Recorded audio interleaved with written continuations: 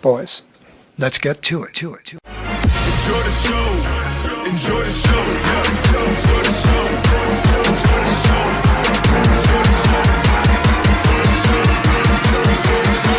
show. Lights, camera, action. What's up, everybody? Three Amigos and a Podcast. Episode 61, I think. Season 2, episode 11. Home runs Roger Maris hit when he broke Babe Ruth's record.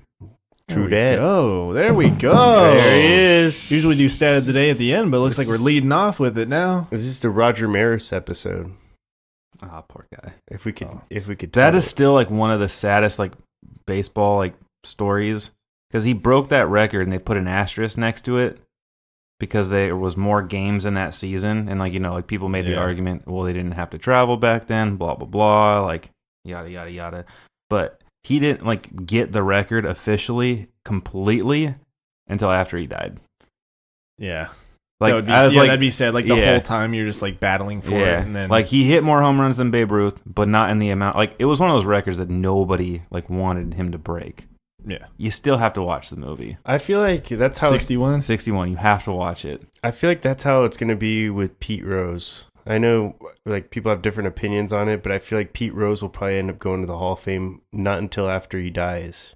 It could be. Yeah, it could be. The legacy of people live on differently than how they are when they're alive. That's why I think also because Pete Rose is doing a lot for baseball now. Mm-hmm. You know what I mean? He's Even trying though to fix his image a little bit. Yeah, he's still doing a whole lot for baseball itself. I'm not all in, but I'm in a little bit. Yeah. So I think he's more or less he's accepted the fact that he's not going to get in. He's accepted the fact that he's not going to get in, and he's just like, well, I'm going to do everything I can. But I can see him. I want to be after relevant still. Yeah. He's like, I want to be relevant still. I kind of feel for him, but I mean, I'm also have the steroid people in first. Totally. Yeah. Yes. I mean, I kind of feel like he's still got. I don't know why some of the people in the steroid era aren't in now. Yeah, to be honest with you, I mean, let him in. I feel like I will say this: baseball is probably the hardest of like the major sports to get into the Hall of Fame. I just feel like the steroid era isn't as big of a deal as a player gambling on their own games that they're playing in. Yeah, but he is also the all-time hit leader. No, that's what I mean. Like he's got like it's pins and needles in the argument. That's how like good of a hitter he is. You're like, holy crap! It's like it wasn't like you were throwing every game. Like you're still. That's how good he was. Yeah. It's just like holy crap! I'd want to know. I don't know the actual statistic, but I'd want to know the statistic of times he bet like on his own team. You know what I mean? Like we're winning today. You would think because that's a whole lot better when you think of like betting on your own team. You always think like, oh, I'm betting against this because we're gonna lose. I think he was shaving points though, and that means that he's betting against his team to win, or not necessarily just betting on the spread. Exactly, exactly. Which is super funny because like he still like is in Vegas frequently. Oh yeah, like he's got an addiction. Yeah, for sure. No, there's no.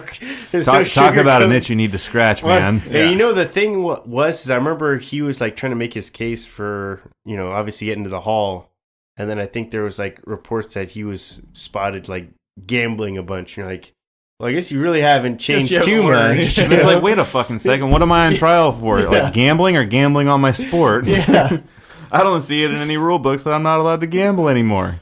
So baseball, I think we all agree, is like the hardest Hall of Fame to get into. Yeah. What do you think the easiest Hall of Fame is to get into? Basketball. I got mine. No, dude, it's WWE. Are you serious? WWE? You can get in the WWE Hall of Fame while you're still wrestling. How does that even make sense? Sport. Yeah, I mean, I'm not going to... It's acting. Wrestling, how can you say it's not a sport? It's a acting. Sport. Yeah, I don't know. It's kind of like... And his name is Ryan Servant. You can find him. No, I'm just kidding. I'm not saying they couldn't fuck me up, but I'm saying like as far as like a professional competitive sport, like it's all written and acted. It's all scripted. Yeah, scripted. Yeah, but I think you have to be highly athletic to do it. For sure. And I would never take anything away from those guys. Dudes are fucking insane. Those guys put in work in the gym. Yeah. And to look like that all year round, like that's you insane. could never take that away from anybody. No. The amount of work that they put in. That's the only reason why I say, they're more or less doing a play but Yeah. still they're athletes. Like Oh, they're for sure, athletic for sure. doing the. Well, I mean, The Rock played like for the University of Miami. Like, you know. Yeah. Yeah, tons of UFC fighters are now. Brock Lesnar, Cain Velasquez, like all those kind of guys are in the WWE now. So And make more money. Ronda dude. Rousey. Ronda Rousey, she's in it. forgot about her. Anyways, so I think it's got to be WWE. I mean, if you guys consider it to be a sport, I would say. I mean, But it's entertainment. I will say this: one of the things I think the guy needs to be retired before you can even induct him into the Hall of Fame. I think that should just be across, like, just a universal blanket should be across a rule. because we evaluate the performance of a person based on the longevity of their career and how much of an impact they made on the sport. If they're still doing it, they're still making an impact. We really can't sit back and fully evaluate them. I think the UFC does that too. The UFC does they have certain people that fight that are in the Hall of Fame. And you're like, how can you be in the Hall of Fame before you're done? Yeah, Yeah, I don't know. I don't know. I agree with you. It shouldn't. It's too soon. Mm-hmm. Too soon, man. Too soon. But anyways, yeah. So this is the first podcast. Sarah left today, so had a long day. Don't know what to do. Just let it out. Miss her already. Well, I can't cry on the podcast. Just- you know what just I mean? let it snow. You can if you want to. We'll be here. You can edit it out. Well, you don't want to give her 50. She can still call you. Yeah. Yeah, but Are those happy or sad tissues? Now, that's a movie quote. Yeah. Yeah, so she left today. She starts school next Wednesday. So Dang. overall, I'd have to say that I'm like super proud of her for getting into grad school. I mean, hell, I didn't even get into, college. I just went to a community college. Like, I didn't get accepted anywhere. So for her to continue her education and get into grad school, it's like, that's extremely impressive. So, yeah. I'm excited for her. Congratulations, Sarah. Yeah. I'm excited for her to get her stuff done.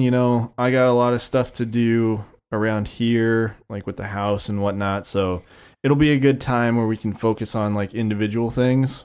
But, It's going to help you guys grow. day to day, gonna miss her, of course. Yeah. Yeah. It's tough. Yeah, it's definitely tough. But, I was at work till like 5:30 today, and it was like, I don't really got nowhere to be. So make that money. You got to be right here. That's where you got to be. Gotta be right here. Podcasting it up. But yeah, so I had a good week, hanging out with her. We did, went to Dirty Birds, got some Rocky's frozen yogurt, played some games. What the fuck? We went to the beach, playing some spike ball, watching the sunset, all that kind of stuff. So, overall it was pretty sad. All right. I found that in the closet. It used to be Grandpa's. Yeah, right. I was gonna give it to you, one of you guys, for a Christmas present, so you can put it up in your car. I'm good. Is your Yeah. beer gone? Almost. Here, you can have the rest of this one. I'm so full. All right, dude. Well, I know I'm sad, but I'm not trying to drink my feelings. I feel like you need it more than I do. Thank you. Hey, we went to the batting cages on Friday. Yeah, that was fun. You guys go to the batting cages? Yeah, Yeah. I go out of the freaking state and you guys do all the fun shit. I was sad. Well, I want to go. it was a Friday podcast. We have more time. We don't have work the next day.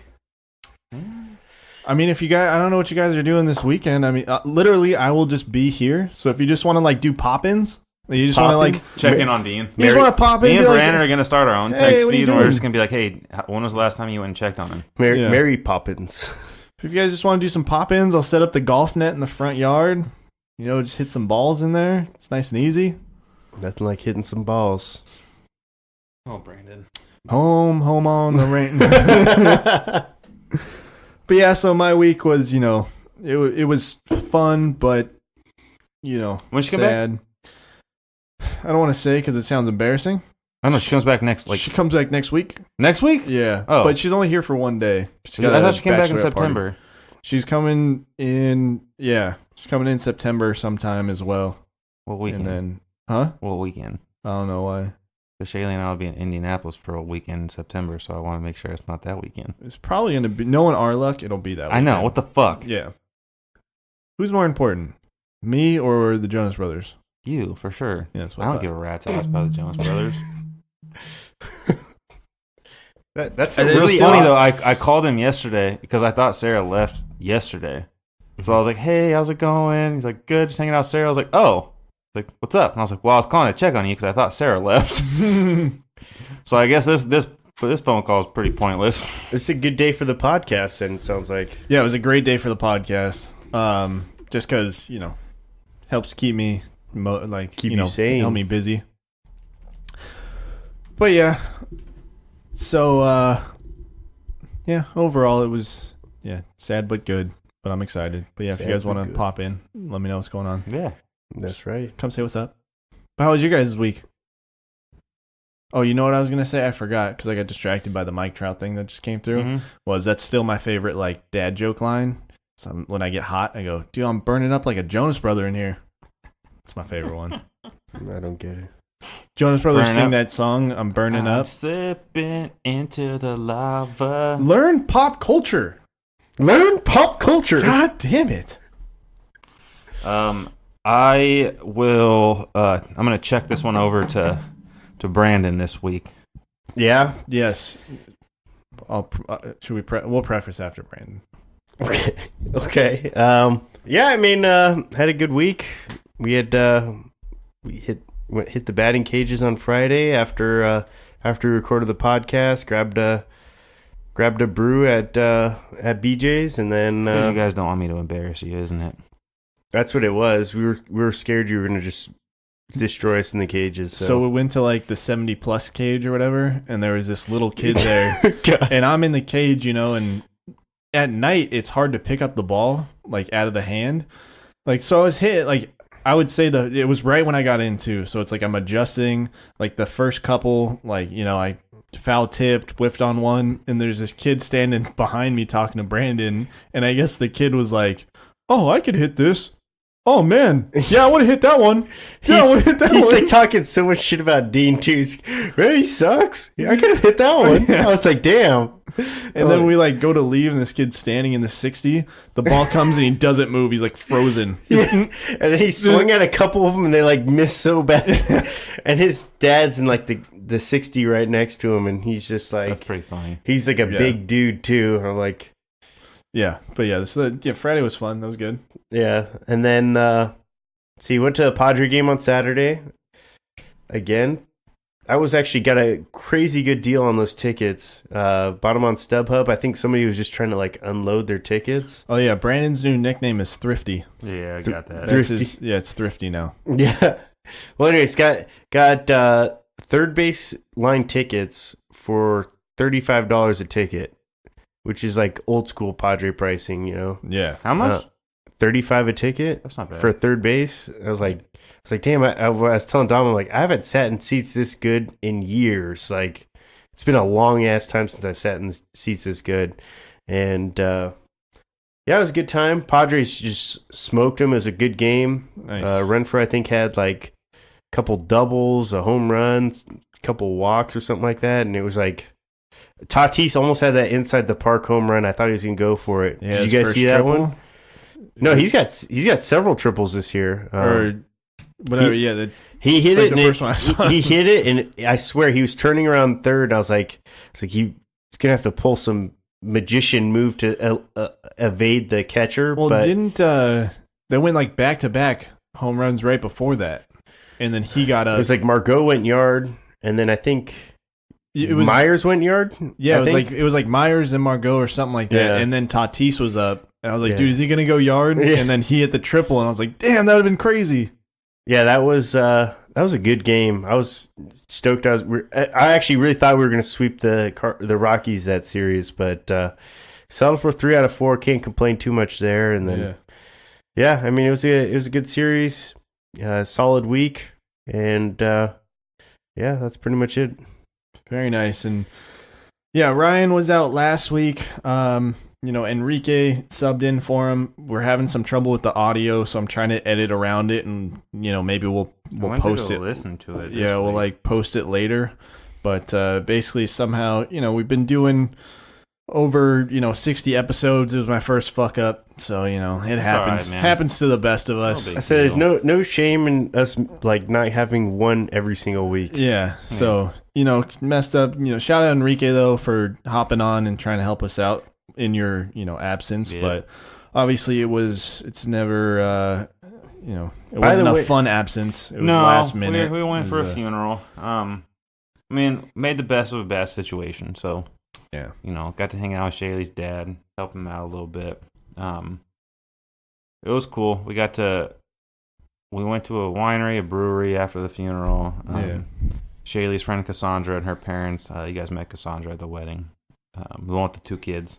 Okay. Yeah. Her and her parents came over that night and hung out with us for a bit. So it was a good time. Went over to her grandma's house that Saturday. Me and Powell just kind of rode around the 3-wheeler, hit golf balls around the backyard. They have so much property, so we could literally It's like Do a whatever. farm or it's not a farm, it's just a crap ton of property. Like Just butts up with like the woods. acres, yeah. Yeah. Like he'll go out there and hunt sometimes, and it's pretty impressive. But we got to go out and hit golf balls around. We played like cornhole, Nice. played football, played frisbee. So it's nice to just get out, hang out with the family. A bunch of all of her aunts came. Literally all of her aunts came. A couple of her cousins showed up. Family members. We just had like a little cookout. Nice. Yeah.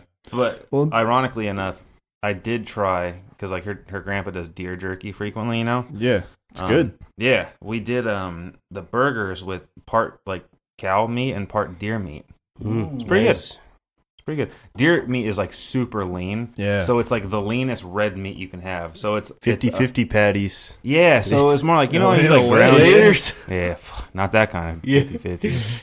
But the like, in like turkey burgers are like super dry. It's like Yeah. the leanest red meat you can get. So like when you mix it up, one, it was just we could make a crap ton of it that way. Yeah. But 2, it's got like a different kick to it. Well, venison too, like you want it like rare, medium rare. Like you really don't have to cook it like super well, just because it. I think with these ones, he was trying to make them a little bit more well done because like I don't think we told anybody it was deer meat. So people would be like, "Why is it red?" Yeah.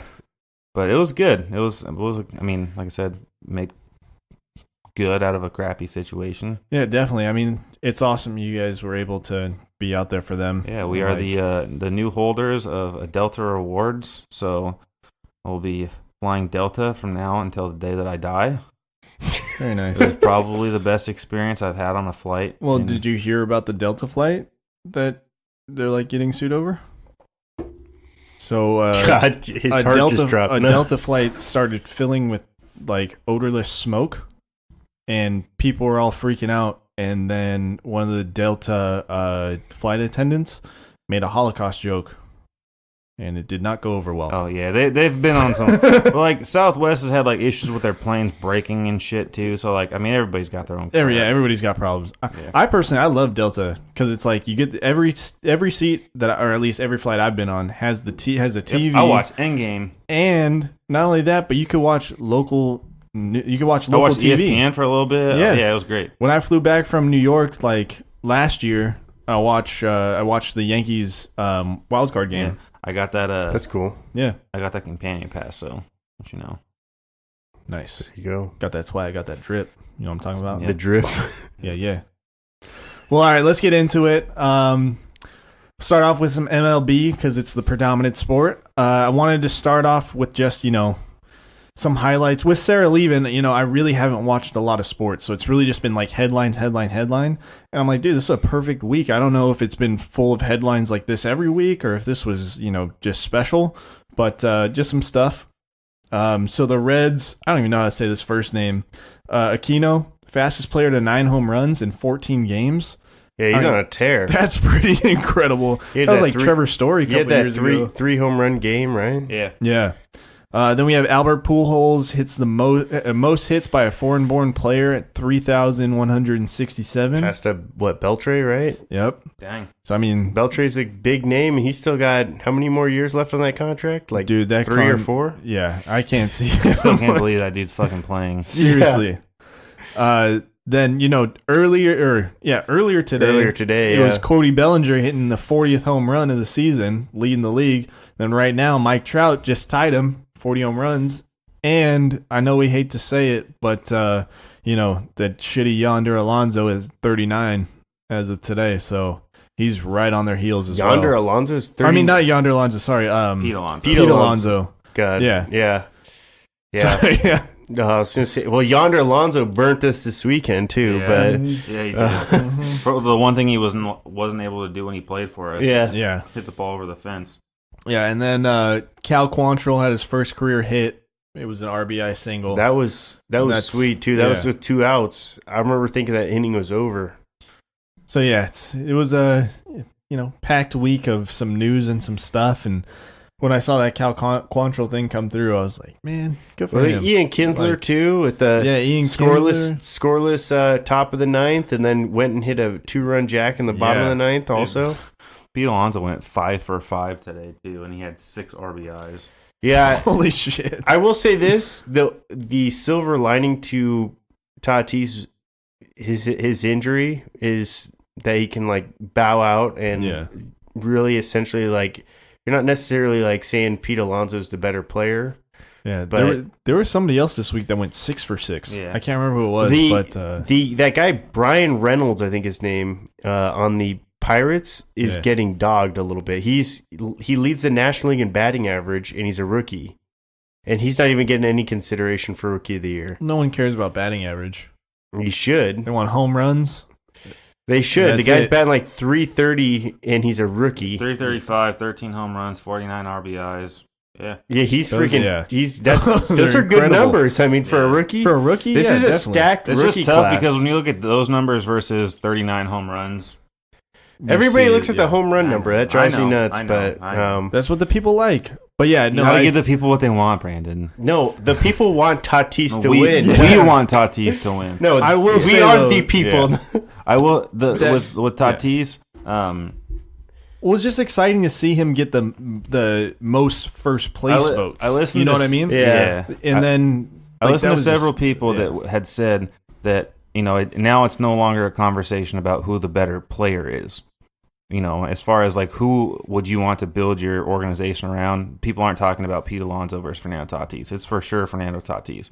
Pete Yeah, Alonso might end up without with the a doubt. hardware at the end of the year, but everybody knows who the better player is, and I'm okay with that. I agree with that. It's I'm Yeah. definitely it's sour. I'm okay with it because we're not used to trophies. Yeah. That's why. Yeah. You know what I mean? If it was a different area, it'd be like, no, dude, bring it home. No, we obviously we want it. Well, and the there's Rookie no of the way. Year There's one- no way we don't The want Rookie it. of the Year one just doesn't it doesn't sit that high with me, just because like you look at some of the players.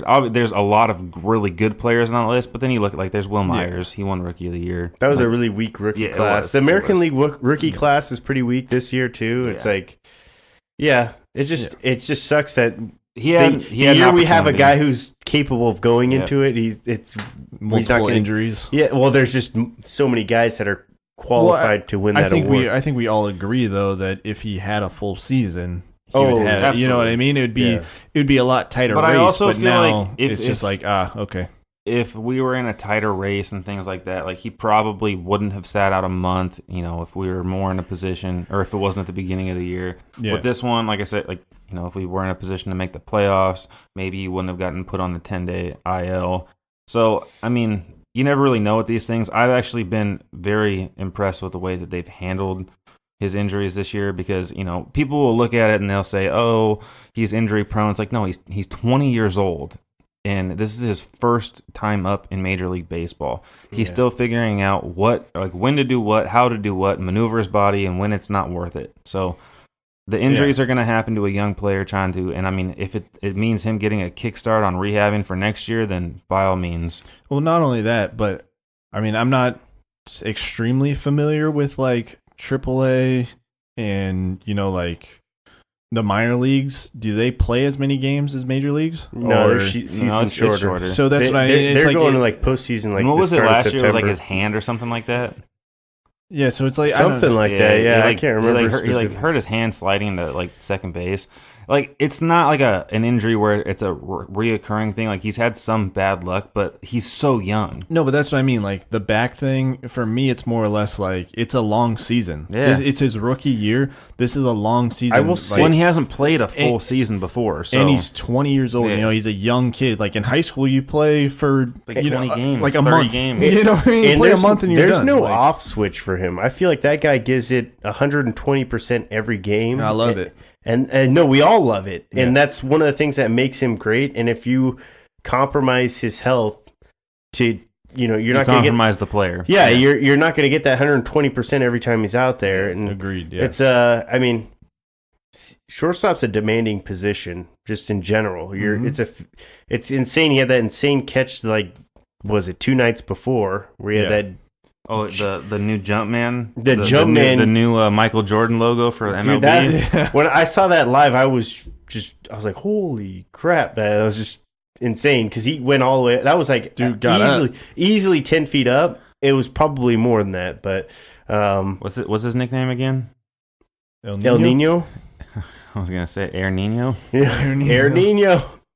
No, but yeah, I mean, after this week, you got to kind of feel good about our position players where we're at right now, going forward, and even some of our pitchers look pretty decent as a Padre fan. So a lot to look forward to, and Yeah, definitely agree with you. I know, after this Rays series, it was kind of sad. I'm pretty sure our playoff chances are at a 0% now. Like, there's no little kind of niche way that we would make it into the playoffs. we couldn't a Which wild is- card, but not division. Yeah, like even into the wild card is probably like I don't know, It's slim. You got to start. not You got to even go on a one, hot like streak. not even 1% probably Yeah. at this point. But more or less, it's okay. I'm okay sitting here and seeing that we're not going to make the wild card because of the things that are happening in our organization that give us hope going forward.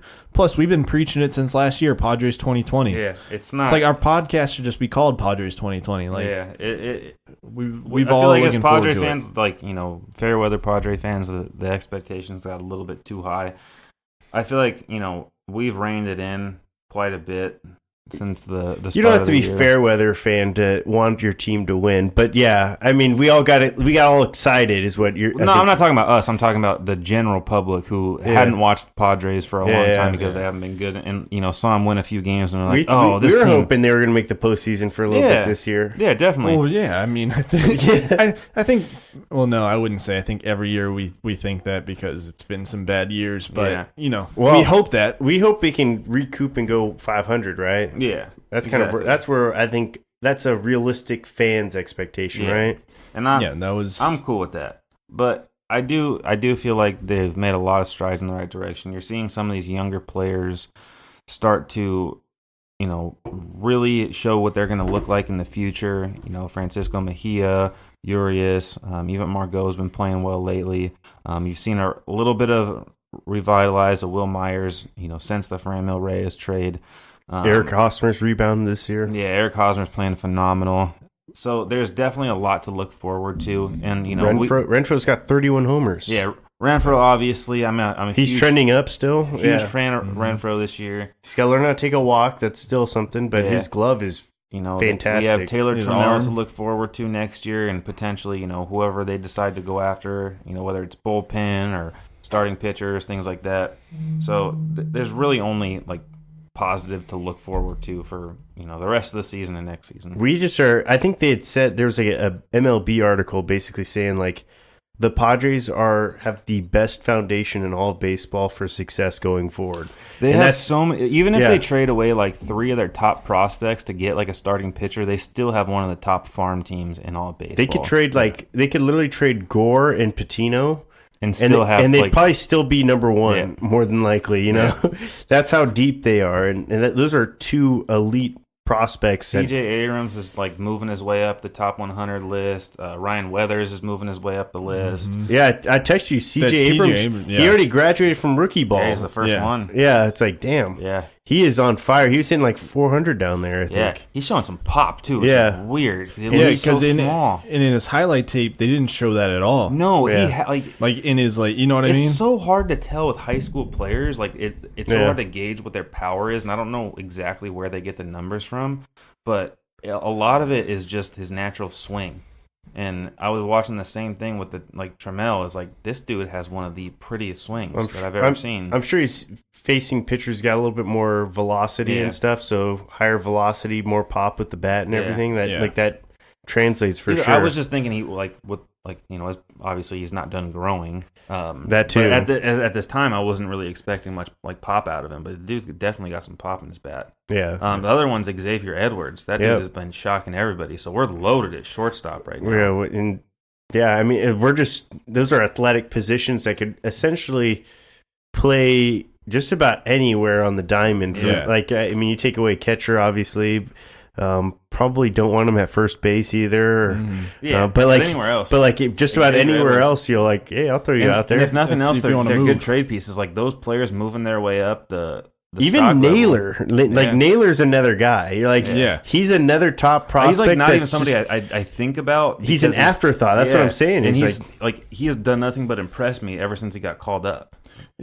Yeah, I definitely agree with that. It was like back-to-back games he Yeah. went in, and it's then just like the one factor we all keep forgetting about is like we still have Travis Jankowski. Jankowski's coming up. Yeah, Franchi Cordero. Like, there's so much to look forward to. Yeah, I definitely want to. I know it sounds bad, but I definitely want them to, work their magic or exercise some options with Naylor. Like put him on the block. I feel like he's a good piece that you can He's kind of definitely get a a lot trade of piece for value me, for. Yeah, for Yeah, sure. 'cause It's So I he's want to see him like in a package somewhere. his natural position is first base, and that's where he really should be. Yeah. I think we just put him out there because we're They're showcasing him. Hosmer is the first baseman. They for need this a team. left-handed hitter, which he completes that. Yeah. And they're showing his flexibility, which showcases him for other teams. and they're showing his power.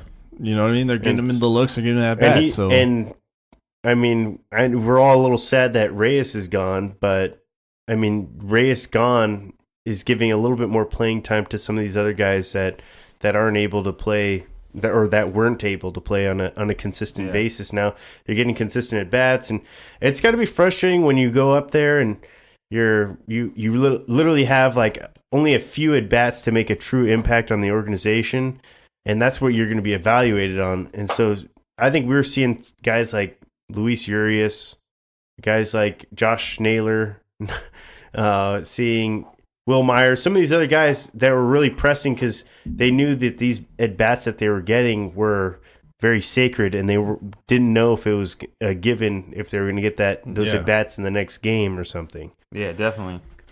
But I think that also that breeds competition. That shows like how good a player is in certain clutch situations. Is like you have Naylor fighting for his position or only getting one at bat a game, or like having to have this pressure and showcase how he's It's how good well to he have can competition, but you want everybody to still be able to build their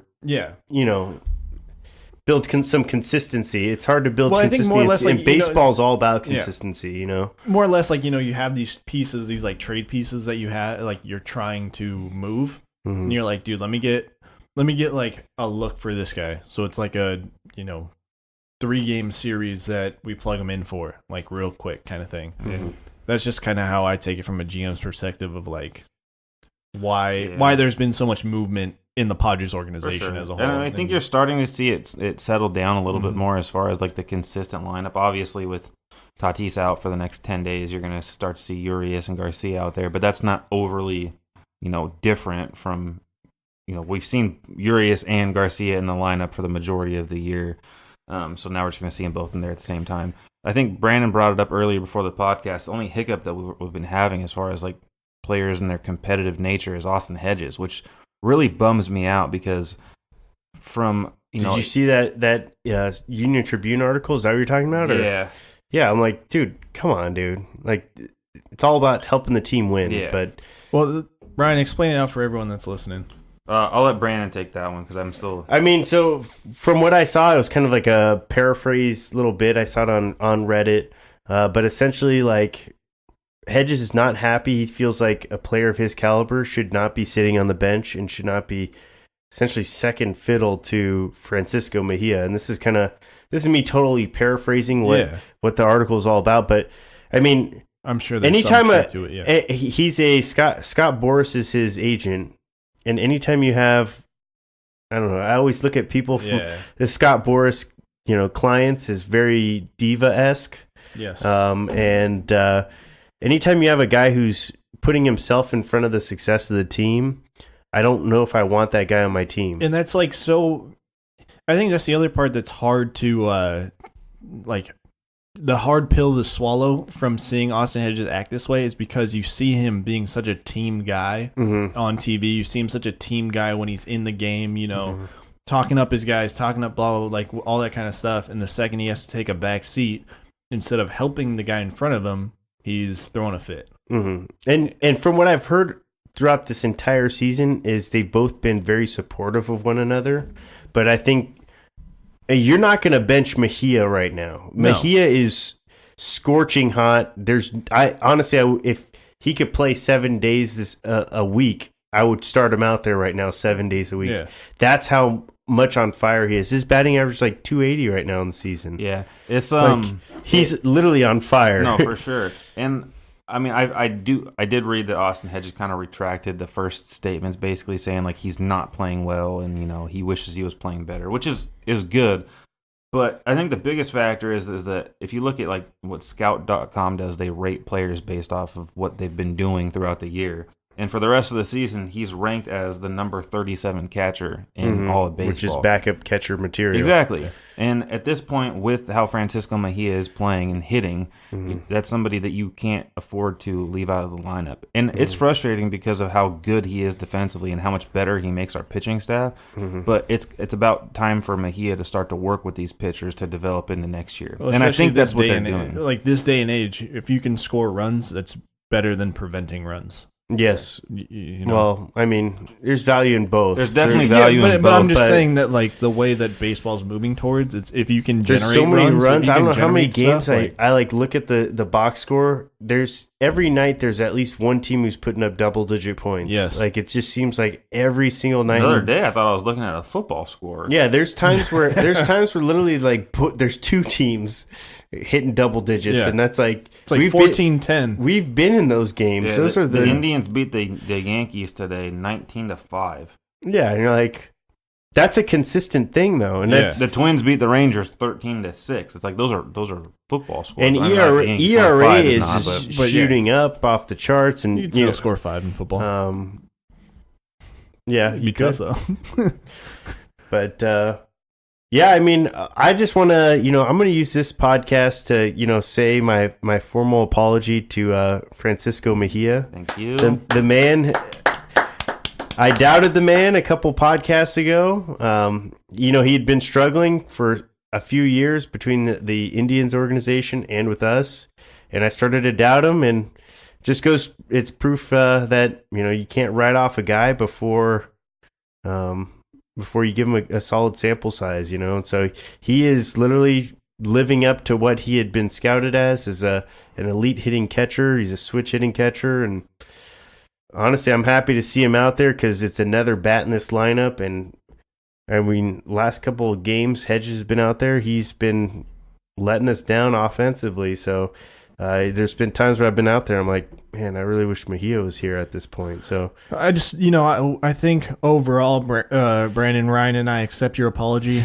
for everything you said. I feel like you need to knock on the table though, because it is a wood table. Just knock on, just a little bit. Just got to keep it going. Just in case, I don't want you to jinx it, but if you do now, then that's safe. I do want to just keeping. throw like something out real quick, just as a and I will knock on the wood afterwards.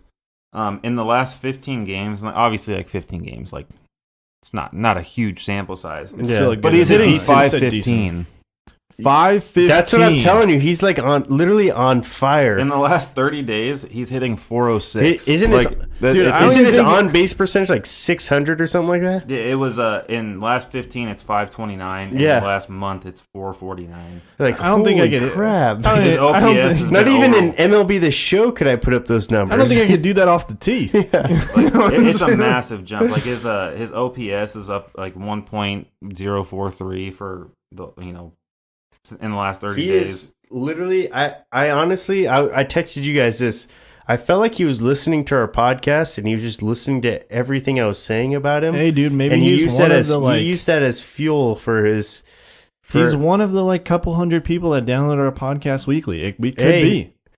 Francisco Mejia, if you do, can we have you on? Like, Yeah, you know just what I let mean? us We know. yeah. The thing is, like, we'll send out the bat signal. Just put a 3A in the sky. Yeah. Yeah, we'll see it. We'll come see right it. there. Yeah. You know? the one thing is I've seen so much of him on the left hand side of the plate, like as far as like run producing, like driving and runs and things like that. Which is important for this ball club because we have so many right-handed Yeah. bats. If I had to put a little like twerking that Asterisks? little asterisk Yeah. on it, it's like he needs to improve a little bit. But the sample size is so small.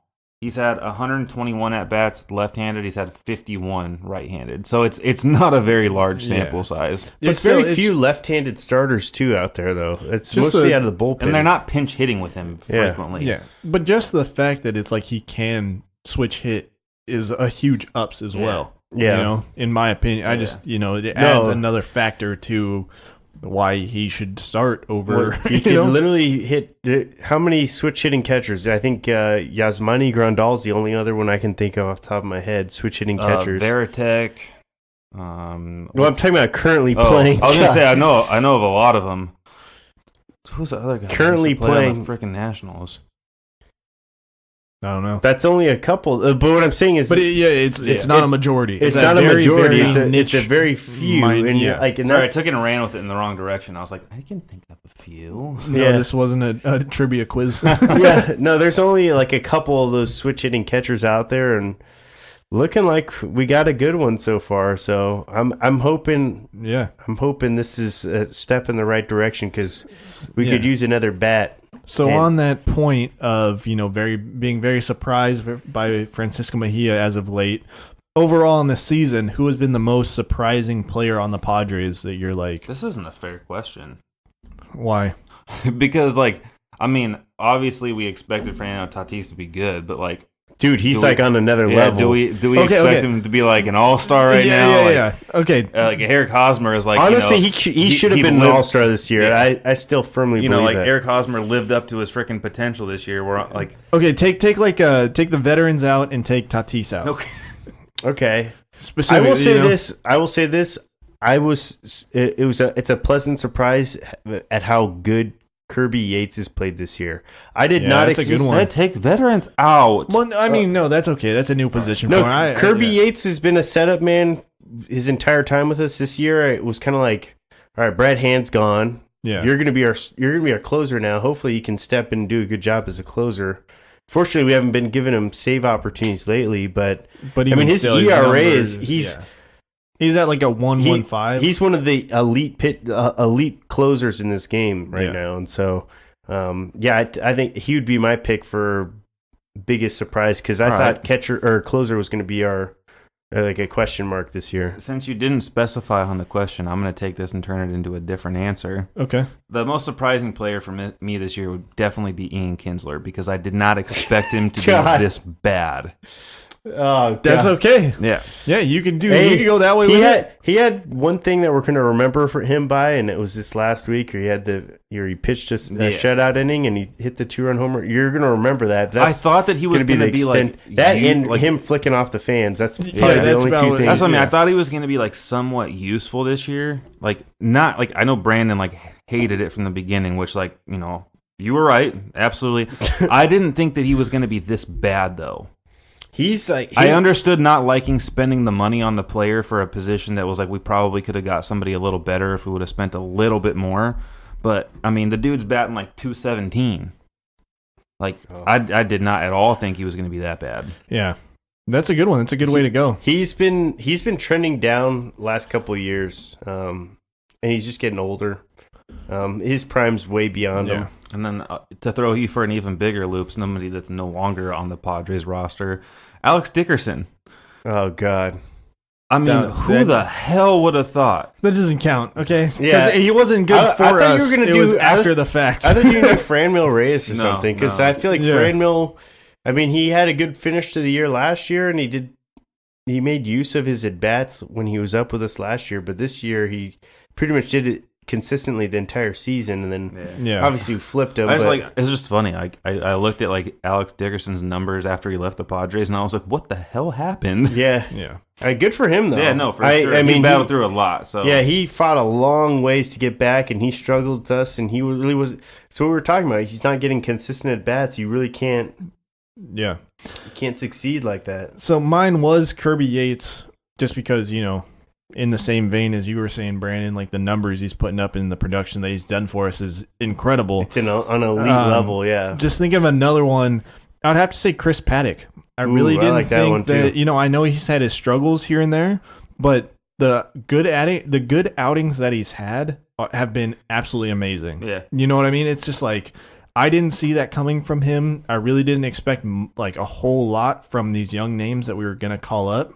I definitely wasn't expecting how well they were going to do. Yeah. You don't Like Cal always see- Quantril even. Ah, damn it! It's I was like- just gonna give you my positive one. Sorry. But, like Cal Quantril, we've had like 2 or 3 other like spot start guys that have had like one-off starts in the majors that have just been lights out. Like, man, I did not see that coming. You just so. don't see starting pitchers just come into the league and light it on fire that often. No, especially in this It's day and it's a age, like rare we've been thing. talking about, where teams are, scoring 10 runs a freaking night. I've been nothing but impressed with not just the abilities of Chris Paddock, but what he brings to the ball club as far as his, stigma, his energy. You don't see that from a lot of rookies, and I feel like we've been blessed with Tatis and Paddock for, what they bring to the ball club outside of good performance on a night in, night out basis. Yes, definitely. My actual one was going to be Cal Quantril. I like Cal. He's doing I good. think the biggest reason that it's a surprise is that he was struggling In the hard minors, in for the sure, minors yeah. for the last year and a That's half. a good pick, actually. And, Yeah. I mean, the way he's done, they moved him around in and out of the bullpen. He originally came up as a starter. They moved him back to the bullpen. Kind of came in after Morahan and a couple opening situations. Michelle let's say. Baez, yeah. Yeah. So, I mean, you look at just over the last week or so, the last couple starts that he's had, batters are batting about, 200 to 182.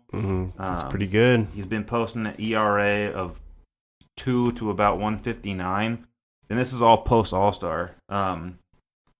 It's been impressive. He's got a couple losses in there, but it's not like he's been playing horribly at all. So I mean, he's one of the guys who I feel comfortable going out there once every 5 nights, and he's going to give us a good game for the most part. And it basically kind of solidifies why we got rid of Logan Allen. If we can have this dude, if he continues to play this well, he won't be a number 5 starter, but somebody projected as a 4 to 5 starter when the year began. I mean, we're going to be great going forward. Yeah, and Cal Quantril has been absolutely amazing. And just to back up my point with Chris Paddock, I was looking for the stat, but he's allowed 11 earned runs in his first 9 major league starts this season. Yeah, that was so that's stat. that's incredible. He is honestly, Paddock has been. I mean, he had that rough stretch. I think the Dodgers roughed him up, the Yankees roughed him up, and he kind of felt like he was kind of like, I don't know if he They was figured losing him out. I don't know if it felt was like that. You thought they were figuring him out. I don't know if it was so much that, or he was just like it was like a dead arm scenario where, because I feel like after that they started managing his arm a little bit. Yeah, definitely. It They used sent to him be down. Yeah. It used to be once every 5 days, and then they're like maybe his arm's a little fatigued, and so they sent him down, and then they kind of like Sprinkle him in. Yeah, they've been sprinkling him in. He's not been going once every 5 days. He's been getting it like once every 6 or so. Yeah. And he's actually pitching, I think, tomorrow too, which hopefully shows out. But there's definitely a lot of upside to this team right now. I mean, it's not a winning record, and I feel like we're kind of a broken record as far as talking about the presence of hope being a Padre fan, but it's so close. Yeah, it's never been so close. I mean, and I feel like that's the frustrating part when they go out and lose, like, 6 out of 7 games, is that they're not far off and they're not getting their ass kicked every night. They're losing some heartbreaking games, and it's usually by some like stupid play. And you're like, damn, we could have won that game. Such a young team, and that's what you see. I was looking at our win-loss record. We're a 500 ball club against teams that have a winning record this year. So like that's just proof that we can hang with the best of the best. Yeah. It's when we overlook the small teams. We overlook the small teams, and it seems Marlins. like we can't play. We can't play consistently. The team. What do you? The team lacks consistency, in which honestly they're a young ball club. We all kind of knew that going into the year. We just hoped it wouldn't happen, or it wouldn't have this big of an effect. Yeah. Kinda. I mean, they have the 3rd youngest roster in baseball. Yeah. Them and Toronto are almost tied. Which Toronto's bats are looking really good right now. Glad we're done playing them. Yeah. But yeah, we'll see how the end of the season goes. We got, a couple more weeks. Yeah, but hopefully we can bring it back up to 500. Let's switch over to some NFL. You guys want to talk about this drama? Dude, I freaking hate Antonio Brown. Oh, the God. AB drama, we kind of touched on his, feet situation last week, how he, got that frostbite on his feet. Did we talk about it, or was that off the pod? Oh, it was off the pod? Yeah, I think that was off the pod. Yeah, off the pod we talked about frostbite it, from not wearing socks into a freaking freezer. Yeah, cryotherapy thing or whatever, which is just stupid as is. He's just... honestly, I heard somebody saying this. They think he's the biggest wide receiver diva since the 90s, which they're not too far off in that. Obviously, I think I would put Ocho Cinco and Terrell Owens in that discussion. Yeah, maybe Randy Moss. Yeah, I would throw those guys over him, but... he's still up there. He's still up in the ballpark, He's in there. He's in that vicinity, and he's keeping that namesake true. You know what I mean? Like the wide receivers, man. divas. I was talking to Shaylee's family friends who are huge Steelers fans, and they both agreed with me. Like, good riddance. He's for a guy who's what I kind of heard after like AB and Le'Veon left.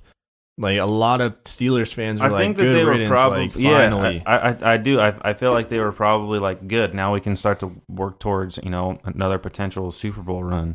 Yeah, I don't think that they're going to get there this year, but the Steelers have been a great football team since the NFL started. Speaking of, I think we just owe a condolences, moment of silence type thing for the Steelers wide receiver coach that suddenly passed away. Very sad. That's tough. But yeah. As far as Antonio Brown goes, it's just seems like it's one thing after another for him. First it was his feet, saying this whole kind of thing. Then this helmet situation is just ridiculous. Yeah. It's like... and then you're hearing this... You heard about Chad Ochocinco too, right? No, what about this? So he offered up his helmet to Antonio Brown, basically saying, hey, I'll give you my old helmet if you tell them that I get to play in the slot on 3rd downs. And then... Obviously, that was just like his little like rebuttal back, but obviously he has no chance at playing the NFL anymore. He's way past his prime. Dude, Antonio Brown was saying so first, the helmet thing went off. He's like, I'm not going to play unless I could wear it. The league was like, no, we're not going to allow that. It went to all the court, all that kind of shit. And they're like, no, we're not going to do it. And then he's like, okay, fine. I'll wear the new helmet, but I want this style. So anybody that has this style, I will trade you a one-on-one or one-for-one swap my helmet currently for whatever helmet you have. And it's like, no, dude, are you serious? You are on a $30 million contract. Yeah. If I have that helmet, you got to give me at least a couple mil for this helmet and the helmet you have currently. I don't even care about the helmet you have currently. Give me a couple mil. Yeah. Fuck that. I'm not doing a one-for-one swap. Get the hell or out at of least here. give me something, not just a $100,000 and a fucking a couple mil is a lot, but still. I'm just saying, he's literally legitimately threatening not to play for this helmet. He's gonna walk away from $30 million if he can't get this helmet. Like we were just talking about Austin Hedges being a little diva, putting himself in front of the team. This is like way worse. Yeah, but he plays for the Raiders now. Yeah. So, I mean, what are you gonna do? Yeah, they can get as much coverage as they need. So, whatever. I mean, they're already on Hard Knocks, so it's like, how much more coverage do you need? You know, how much do you think of this is charades, and how much of this is like, is that's a the result thing. of Hard You'll Knocks? never know with these divas, man. Yeah, like I feel like this could just be like publicity for Hard Knocks. Like, all right, this will sell viewership or something. I don't know, man, but he's got to figure out what he's gonna do. Like, just wear the new helmets. Fuck. Yeah, I mean, it's the law, man. If you want to play in the league, that's how it's got to be. But then he's like, oh, the new helmets block my vision or whatever, right? I seen this dude wearing those strobe glasses in practice. Like, Yeah. okay, so you're telling me that you don't like when your vision's impaired, yet you're only going to practice when your vision's impaired. Yeah. I mean, like, no, he's the fuck? He's a diva. He's a diva. Yeah. That's what he is.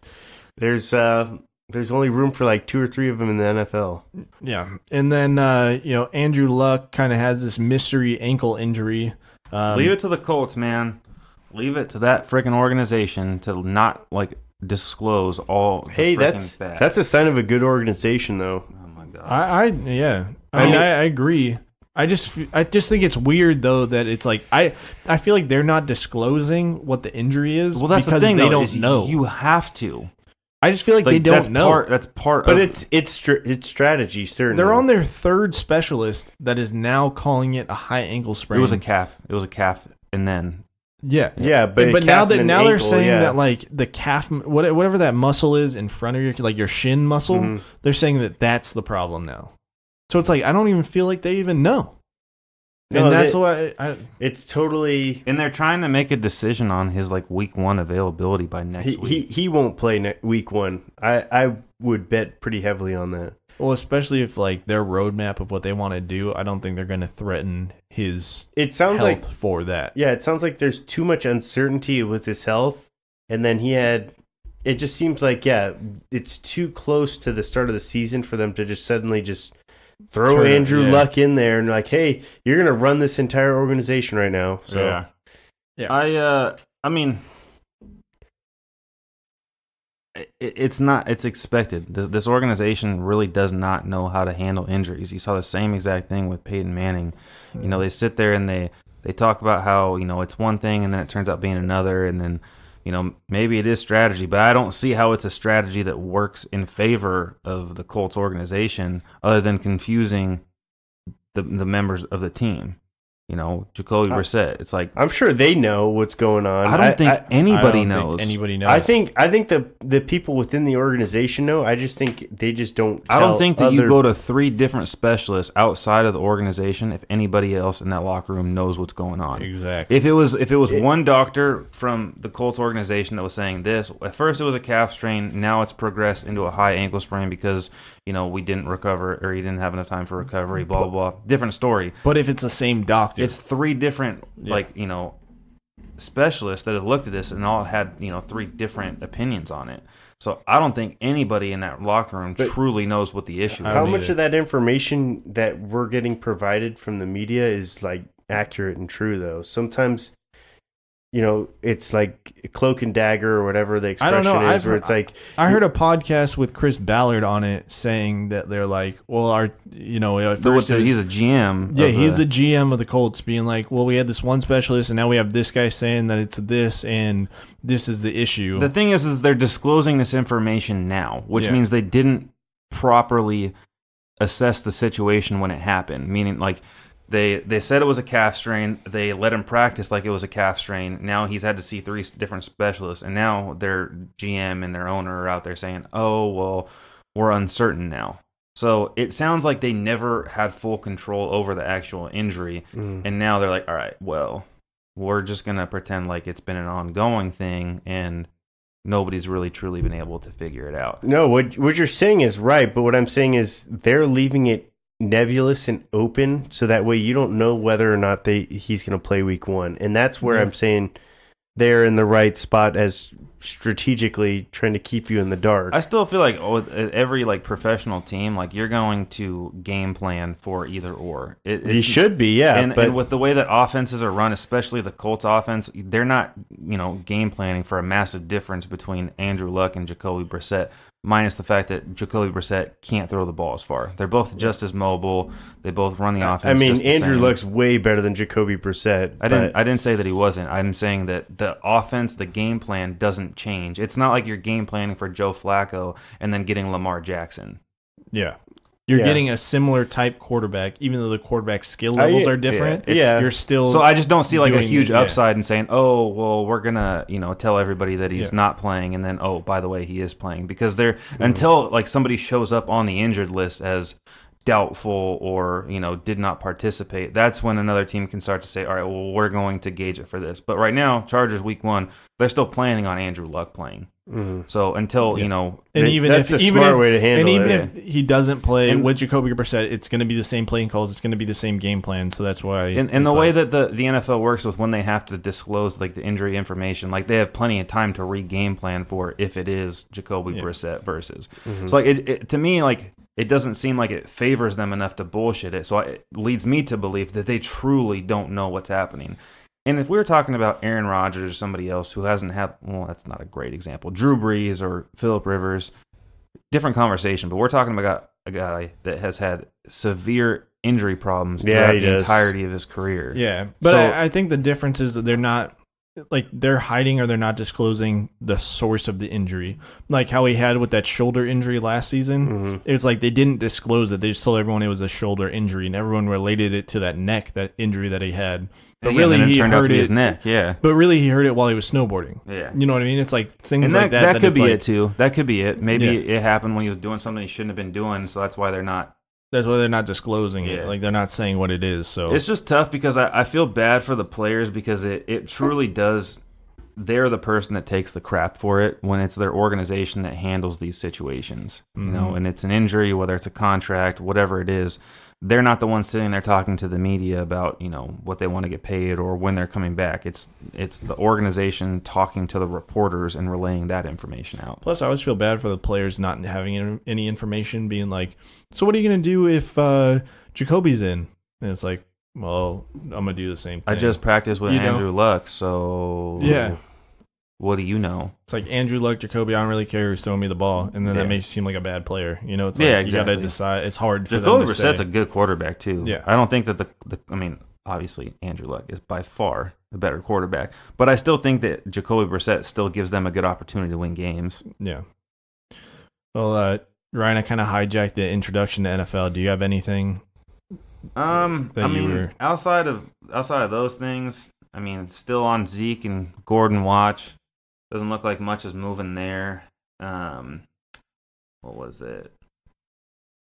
Do you have overall optimism for one or the other? Like, do you think? I don't know. Brandon and I were talking about it. I think more or less Gordon is holding out for like pride of the running back position, like how Le'Veon Bell kind of started this thing of Yeah. like, we're running backs, we deserve to get paid this, and I feel like Gordon's pride is holding him out from doing It that. for sure is. Yeah, I think if he wasn't trying to set the precedent for what running backs should get paid, he would sign already. But No, you're it's more or absolutely less right. peer pressure now. because it's a lose-lose battle for him. I mean, he's gonna do nothing but lose from this situation. Yeah. If he Um, takes less money, it's like, dude, you just hurt all of your running back peers. Yeah. If you hold out, you're hurting yourself, but you may set up something in the future. Like Well, the running backs thing with might get Le'Veon paid Bell another is he- $1,000 or $1 million. Le'Veon Bell did this in the last year of his franchise tag. Melvin Gordon still has 1 year left on this contract, and they can still franchise him up to 3 more times. So he has absolutely no leverage in this. Basically, it's just, do they want to continue to not pay a player and allow him to sit on the bench and forego his contract? Someone who's incredibly talented, Exactly. Yeah. And the other downside of this, and we all know how the Chargers have been very nonchalant to the media about their contract talks. Tom Telesco has come out frequently and said, we want a deal to get done. We're trying to meet, in a common ground. And so I don't think that that's a point to say that Melvin Gordon's at fault, which I don't think he is. But I do think that the pride there is what is setting him back from not signing this contract. Paying what he thinks he gets paying what he feels like he deserves to get paid versus paying what he's actually worth. And I don't think that the contracts have been unfair what they have offered Melvin Gordon. Maybe they could sprinkle in another $1 million or so. But I thought he asked for 15. They offered him like 12 or 13. It's like, dude, that's right there. They offered him 10. They didn't disclose what exactly he's looking for, but he wants around like the top 3 running back pay. Yeah, he's not worth it. Yeah. So I mean, it'll be interesting. Zeke, I mean, he's even in a worse situation because he still has 1 more year left or 2 more years left on his current contract. So I don't get to work. I'm sorry. Yeah, I don't get that at work. all. I don't get his holdout at all. Yeah. It's like, I think his strains from the Amari Cooper and Dak Prescott. It's like there's money out there that needs to get spent. Jalen Brown or Jalen Smith. Obviously, Vander Esch is a rookie last year, so he's not coming up anytime soon. But there's a lot of money that's got to get tossed around here, so he's trying to get his right now. Yeah. Outside of that, not too much going on in the NFL. We saw a couple preseason games. I was very impressed with what I saw from Daniel Jones last week with the Giants.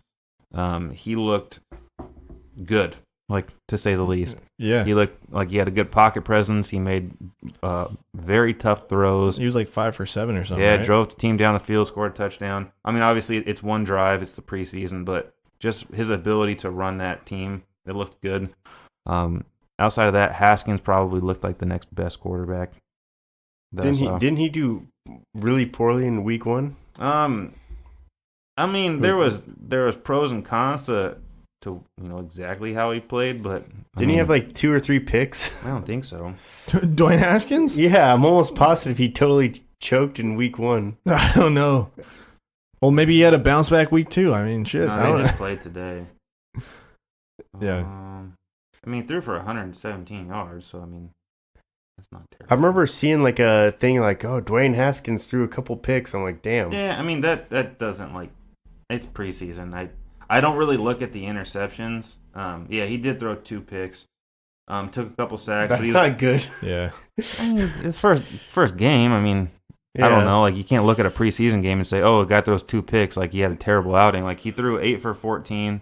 They don't really have an offensive line right now. I wouldn't say he's bad, but I definitely wouldn't say it's a good out. I'll say there's things about his game that impressed me. Was all I was trying to say. okay. Well, Interesting. plus, I mean, as a rookie, you go into those games looking for, like, I don't know, timing routes, or you look for certain. Yeah. It's a learning experience for him, You look for in sure. certain sections, you expect a wide receiver to be there like they are in practice, and Yeah. rookie wide receivers might not be it's there. an Bubble uphill guys might battle not for be him. there, so. It's an uphill battle for him for sure. Yeah.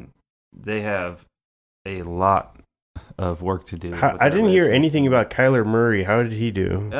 Week 1, he did really good against the Chargers. I saw he was like, wasn't he like something like 6 for 6 or something like that, or 6 for 7? I don't know, with like 50 yards maybe. I don't know. Today I saw he did not do very good though in that second game against the Raiders. I think he I took saw a it. safety. Easton Stick, he put it down for the Chargers. Dude, they drafted him like the 6th round, the quarterback. He had like a 20-something yard rushing touchdown, 31-yard rushing touchdown for a Damn. quarterback. Not bad. Yeah. Yeah, especially because you're used to seeing Phillip Rivers hobble back there. He didn't know how to run. Anytime he runs, I'm like hands on my forehead trying to figure out what the hell he's doing. Did you see that thing on Instagram? Somebody created a Madden team of all of his kids. Yeah, I saw that. That was funny. That's That made me great. laugh. I was like, that's good. Yeah. I mean, yeah, Kyler Murray, 6 for 7 in his first game. QB rating of 97, which is good. They were getting their butt kicked anyways by the Raiders. I didn't see. He's 3 for 8, so not a huge sample size. Not really enough to say anything good or bad. He might have thrown an interception or 2. I saw he got sacked twice, and one of them was for a That's safety. been the so- one thing that they've been worried about with Kyler Murray is his inability to get rid of the ball. Yeah. He took a couple, or at least one sack for sure against. I hate to say it, but I see a lot of like RG3 in him, not knowing when to go down, not knowing when to get rid of the ball. You know what I mean? Like trying to be too athletic, and then that leads to injuries. Yeah, it's tough. I mean, I hope that he's surrounded by players that can, like Larry Fitzgerald, who can help, kind of preserve his career a little bit. Yeah, 3 for 8, 12 yards. Took 2 sacks, Ooh, no touchdowns. that's So, rough. Yeah. Like I said, not a big sample size, but not really what you want to see. You got to do that now? Yeah. That's loud as shit. Is it? Yeah. We'll just shut off my mic. I wasn't talking. Yeah, I mean, obviously, preseason, we got 2 more weeks and then season starts, so football's starting soon. That's pretty exciting. Yeah. Who's your top 3 picks in fantasy? I thought we already did this. Well, I think But- the top 3 is pretty much set in stone. But I just want to know Ryan's top 3. All right. No. With just off the top of your head, who are you going? Dude, I can't do that off the top of my head. I have to look at my strategic lists of who would make the most sense, and then I'd have to factor in my personal favoritism because I ain't drafting no freaking Leonard Fournette again, son of a bitch. Yeah. He lost. Public service announcement: do not draft Leonard Fournette. He lost many a people a playoff game. Dude, what a freaking dickhead. Freaking out here punching freaking fans and shit like that or whatever it was. You punch a security guard or something? Leonard Fournette. Yeah, he's my top list to stay away from. Well, can you guys give me your top 3 first? So we were talking, and Brandon was pretty set on his top 3. What was it? It's a consensus top 3. I feel like it's not even up for debate for the most part, but it's Saquon at 1, and then between the 2 and 3, it's kind of interchangeable between Christian McCaffrey and Alvin Kamara. Alvin Kamara. Those are kind of the consensus top 3, and then after that, it's kind of like a crapshoot with because Ezekiel Elliott's got his holdout. Oh yeah, that's true. And then David Johnson kind of thereafter. And then it's kind of like, do you want to take DeAndre Hopkins from there, or do you want to go for James Conner at that point? It's just kind of like there's everybody from there on out's kind of a question mark for the most part. Makes sense. Yeah, I know. For me, it's just like it's hard because you look at all these like average draft picks and all those kind of things, and I think it's like Le'Veon Bell is like 5 ADP, and it's just like it's hard You for could me. not draft it Le'Veon Bell with the 5th pick. It's just too early. That's what I mean. It's like too early. It's like it's hard for me to rationalize that. Even David Johnson, it's hard for me to rationalize him being like in the top 5. You kind of like, have top 5, to top though with 6. David It's Johnson. At least he's in the same offense. Yeah, I mean, obviously, like you said, the top 3 are kind of Set in stone. Like those are the 3 consensus picks. I think it's Saquon 1, and then the other 2 are a little bit there right after. Whichever. I still worry about Kamara a little bit. and Christian McCaffrey. See, I was the most worried about Saquon because it's like No, that dude. offense doesn't have a lot of other He's weapons. just a stud, though. the thing He is that- a stud. It's just like They have a decent O line though. The one thing is like it really depends on what you're talking about, like what kind of league you're looking at. If you're talking PPR, Christian McCaffrey for sure. I'm talking about our league. But Christian McCaffrey Like does a not standard score scorer. very many touchdowns. So like He actually had a little uptick last year, but Mm-hmm. yeah, I mean, he's not in position to score. I mean, they have not They're only both did good. no, they are, but like we're talking about goal line. Like Saquon Barkley's getting the ball. Goal Yeah. line, Christian McCaffrey could. Oh, a lot of the Saquon's times, one. Cam Newton is He's getting gonna it. take it. So it's tough. And then obviously, like if Zeke gets this contract thing filled out, I'm taking him the 2nd pick for sure. You take him at 2. Yeah. He's definitely he would be for sure there in the top 4 for me, if he gets his contract. Otherwise, to right me, now it I'm would like, be like if I'm not taking him in the first round no, right now. no, not right now. Definitely not. After Le'Veon Bell last year, I can't risk losing. Scarred us. In my opinion, the first round pick is like your free space in bingo, where it's like, all right, you have one stud player that you just pencil in every week, and he's gonna get you your points. Yeah. And if you like take a risk on that first bingo, the free spot, you're playing from behind at that point. Yeah. Yeah. If the contract gets figured out, I would still say I'd draft Zeke over Kamara and McCaffrey. I wouldn't be opposed to that. But that's again a huge if. Look at the list. I mean, this is kind of funny how Todd Gurley just fucking flew Fell down off. this list. Yeah, he's like, And it's he's just slated in, because like, the the way high it's just third because the top- way he finished off the season last Well, year. that Andy's like they're saying he's got a little bit of like a hobble, or he's not 100% right now. Well, put it this way.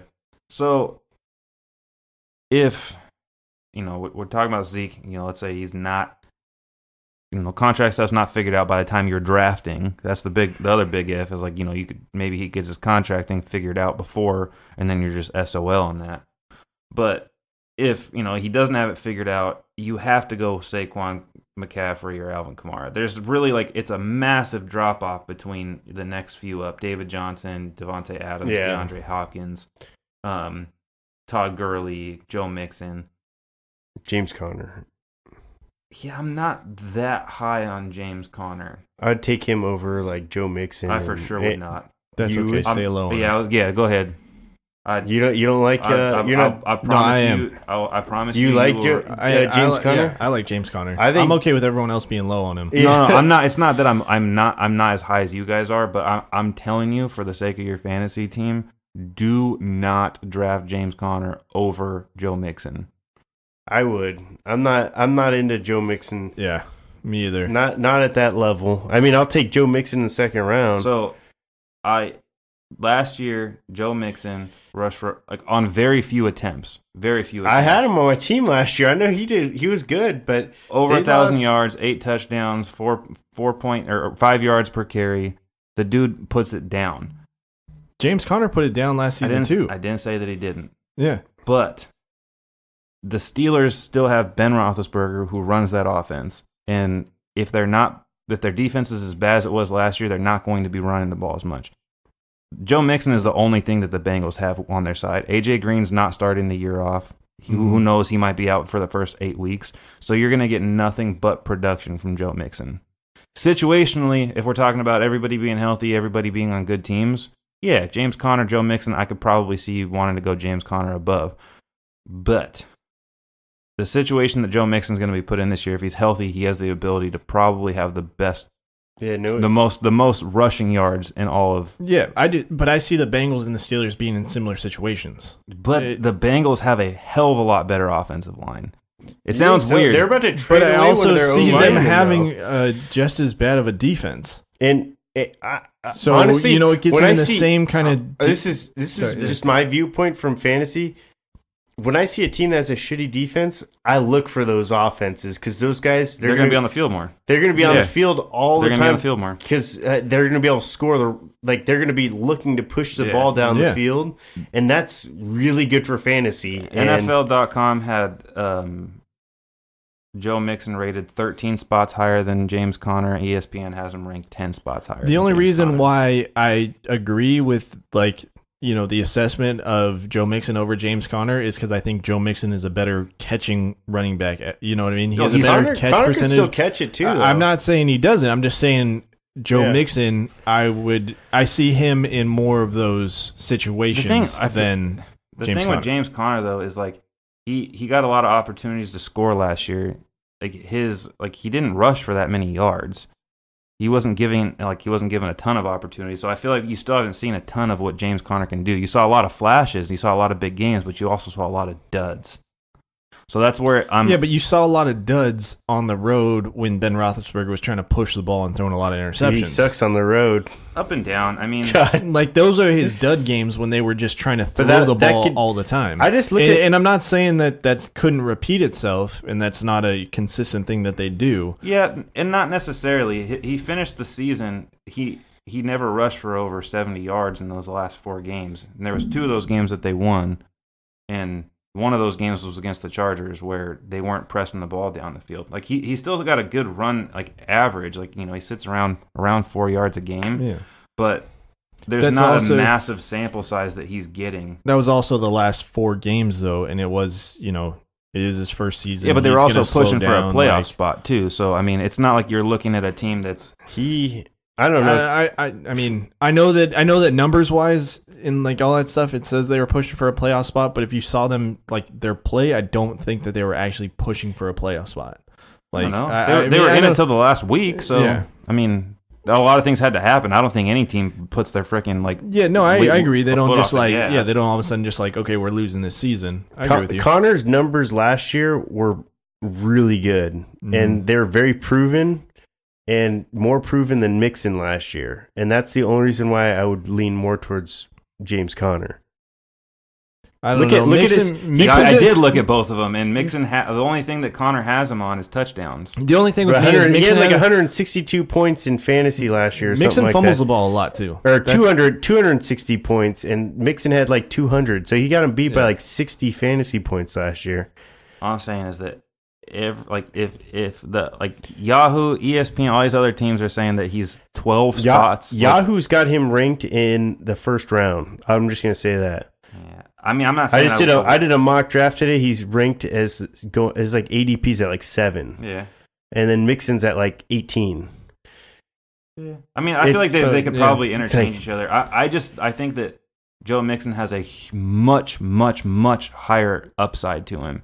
And I think Mixon's faster. He can spread the ball a lot more. He's that stronger. That gives him a lot of He's upside. he's a better not back. as weak as people think. Like, he's stronger than most backs in the NFL. No, and I agree with you on that. Saw him hit that girl in the bar one time. He's definitely a better back for sure, but Connor's in a better situation in my opinion. That's just how. Yeah. And yeah, I don't know. I mean, everybody's down on the Steelers, so we'll see. I mean, they lost Antonio Brown, so maybe they'll be giving the ball. I like Juju, man. Juju's my. I'm high on Juju. Yeah, Juju would be like. high on Juju, yeah. The other one too, like Nick Chubb. I know everybody's been kind of like, Yeah. Kareem Hunt there, and I'm like, I don't. Yeah, know if Kareem that's Hunt. gonna They just traded away matter. Duke Johnson to the Texans. Yeah, I mean, I like, don't know. If, I'm like, oh, Yeah, Kareem I'm Hunt's high going to be the on- guy. Like, yeah. I think Nick Chubb's going to be the dude. I'm high on Nick Chubb too. Yeah, I don't know. It'll be interesting. Definitely like my top 3. Like I said, it's so tough because like if Melvin Gordon was there, I'd say like, oh, like maybe like for argument, like, oh, I take Melvin Gordon over Kamara, but like you're not taking him over those guys. Like they have proven fantasy like elite. The other thing you always have to remember is the running back that takes the massive step back. Yep. that's Always. true. And it's really hard to predict that one. But like if you had to pick one for sure who was going to take the massive step back, I feel like it would have to be James Conner. Just because of like. So I thought you were gonna say in the top 3. I think it definitely has to be Christian McCaffrey. I know. not you in guys, the top 3. I just meant in general. You can No, take a step back. Yeah. I think could Christian see- McCaffrey's gonna take a step back In the this top year. 3. I could see Kamara taking a step back a little bit.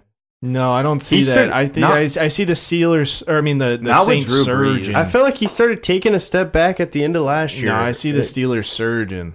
That's the only reason why I'm like I don't see a step back. The Steelers surging. I mean, sorry, the Saints surging. I keep saying Steelers. That's my Yeah, fault. so you think the Saints will do well? Yeah, so I think and you Kumar think is that gonna- the Panthers are going to struggle. Yes. Yeah, that's kind of like an easy one for me. You They're in the see- same division too. So And you see what Yeah. they did last season. They came out with like 7 in a row, and then they lost the remaining 10. It's in my opinion, though, it doesn't matter the performance of the team. It's really how the player does. Like Saquon's Not in the first round, though. Saquon's going number 1. And he's on the Giants, who are projected to be one of the worst teams in the NFL. Okay. Well, I think that's a different outlook on the team, though. I'll for sure Like- take Kamara like first overall.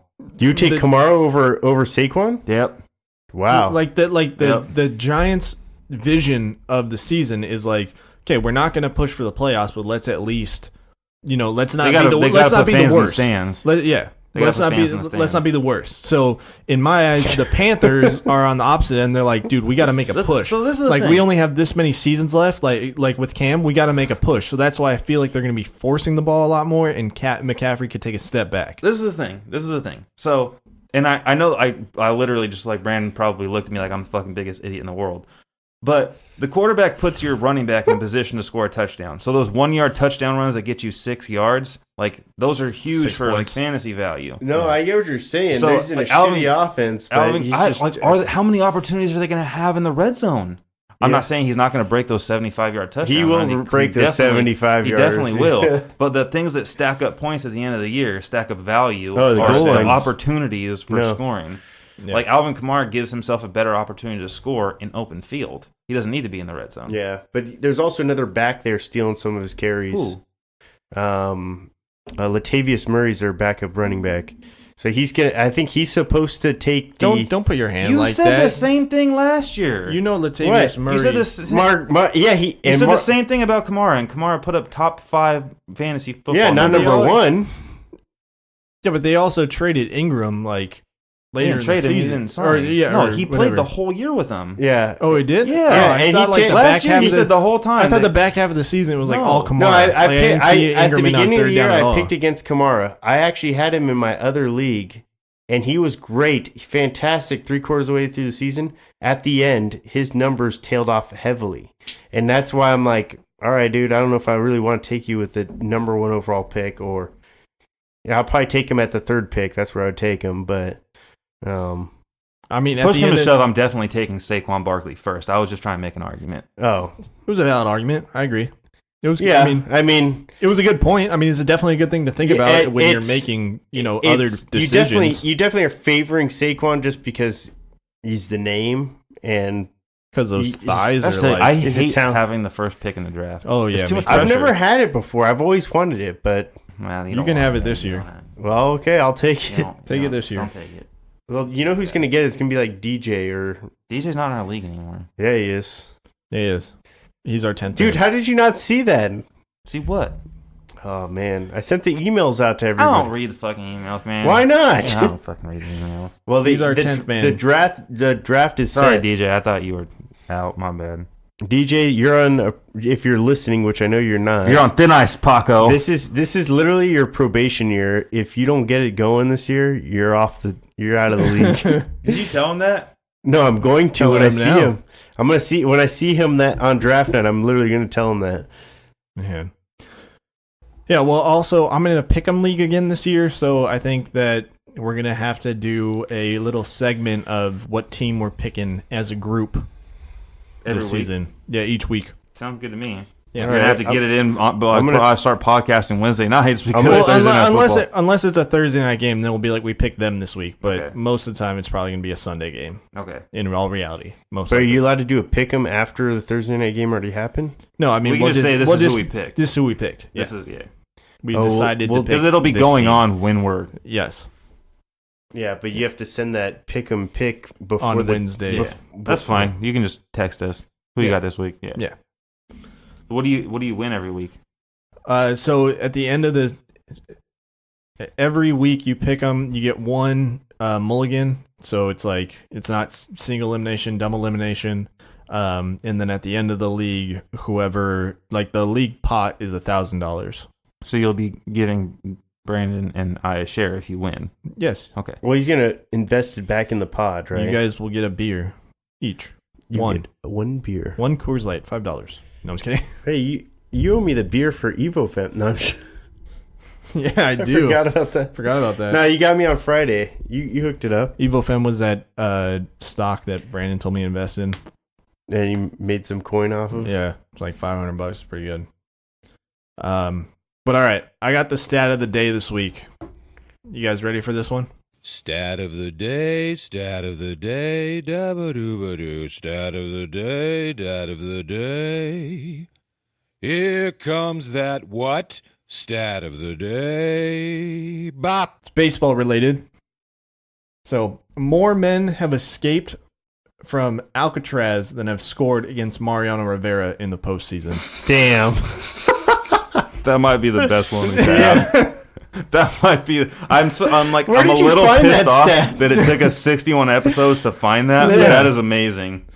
Yeah, I found it on Instagram and I was just like, that's absolutely ridiculous. You're like, damn, I gotta have stat of the day this. yeah, I don't even think it was my week, but I saw it and I was like, this is it. This That's is the one. amazing. Oh. We need to like go back and like listen to all of our stats of the day and like do accumulation of like which one is the best because I feel like that would for sure be up there. That one's good. That's a good one. I like that one. Yeah. I don't even know what the number is of like how many men have escaped from Alcatraz. And you Like, I said that wonder have scored on him. in the postseason. Oh my gosh, that's insane. And that guy was going to the postseason like every year too, so there was lots of opportunities for guys to score against him. Yeah. Yeah, there was tons of opportunities, especially so there have been 36 inmates who've escaped from Alcatraz. That's no. incredible. Sorry, 14. 14 have escaped from Alcatraz. Damn. That's, When did they shut Alcatraz down, though? I don't know. I don't know. I'm seeing 1962, but I don't know. Yeah, but even still, Is that dude like swimming across the bay, or I guess he's like hitchhiking across the Golden Gate, right? you got to swim. It's out Yeah. on an island. Yeah. It's like shark-infested waters. That's yeah. We don't even know if these guys made it across so safely. Nope. They could have been eaten by sharks. So I'm sure it's even less amount. You know what I mean? Yeah. That have. So 36. He hasn't allowed 36 runs in postseason. However many appearances he had. It's ridiculous. But all right, everybody. We are the Three Amigos and a podcast. Find us anywhere you listen to podcasts as 3A. And we'll just keep cranking out videos. Podcasts. Podcasts. We don't do We videos. don't do videos. No. We have, but it's not a thing. Yeah. But all right, everybody. We will be back next week. Later. You gonna say bye, Ryan? Bye.